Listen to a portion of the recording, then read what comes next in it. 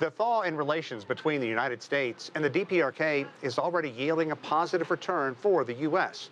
From Washington, U.S. President Donald Trump tweeted out a short while ago that the 3 American detainees held by the Pyongyang government have been freed and right now are on their way back to the United States.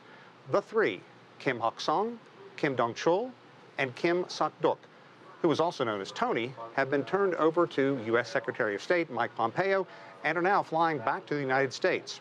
Trump sent out a couple of tweets announcing the news, saying, "I am pleased to inform you that Secretary of State Mike Pompeo is in the air and on his way back from North Korea with the 3 wonderful gentlemen that everyone is looking forward to meeting. They seem to be in good health. Also, good meeting with Kim Jong-un. Date and place set." Trump is talking about his upcoming meeting with DPRK leader Kim to discuss efforts to denuclearize the Korean Peninsula and ease tensions there. Trump also tweeted, "Secretary Pompeo and his guest will be landing at Andrews Air Force Base at 2 a.m. in the morning. I will be there to greet them. Very exciting." The 3 had been held accused of either hostile acts or espionage. 2 of the men, Kim Hak-song and Tony Kim, were in custody just about 1 year. The other, Kim Dong-chul, a pastor in his early 60s, was arrested back in 2015 and sentenced to 10 years hard labor. Despite all sharing the same family name, they aren't related. Now, this is being viewed as a show of good faith by the DPRK and a big success for the Trump administration. U.S. Secretary of State Mike Pompeo first visited the DPRK in April. Back then, he was head of the U.S. spy organization, the CIA.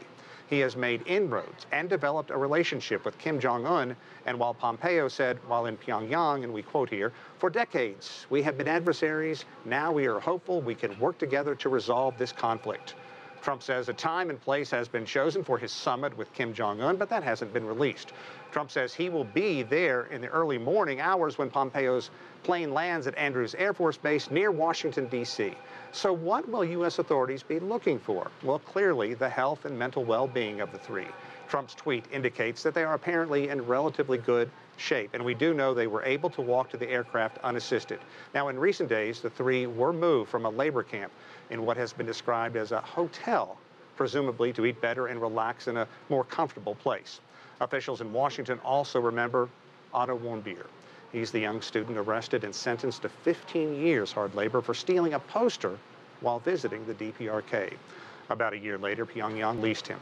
He returned to the U.S. in a coma and died shortly thereafter. Sean Callebs, CGTN in Washington.